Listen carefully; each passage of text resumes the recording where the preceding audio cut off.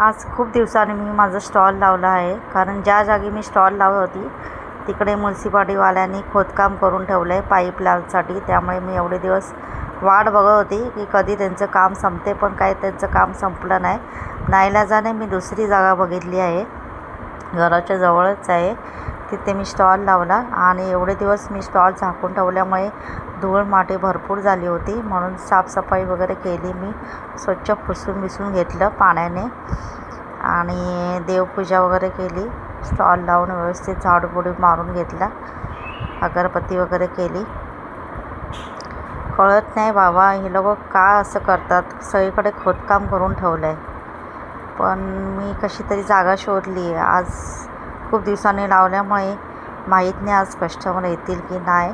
तरी पण मी सगळं आयटम रेडी करून ठेवलं आहे.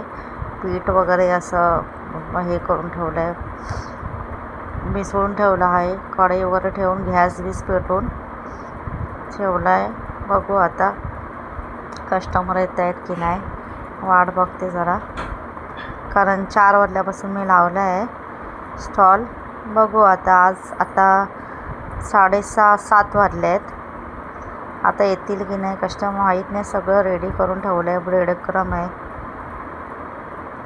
आणि ब्रेड क्रम सांगते. बटाट्याची भाजी पण करून आणली आहे, थोडीशीच आणली आहे. माहीत नाही कस्टमर येतील की नाही ते, तरी पण मी आणली आहे. हिरवी चटणी आहे आणि सांगते मोझरेला चीज पण आहे. मी क्रिस्पी चीजी वडापाव बनवते, जो वसईमध्ये फेमस आहे, तो मी विरारमध्ये बनवते. पण आज काय एवढं वाट बघूनसुद्धा काय कस्टमर आले नाही. हे सगळे आयटम आता मला घरी न्यावे लागतील. आजचा दिवस एकच कस्टमर आला दिवसभरामध्ये.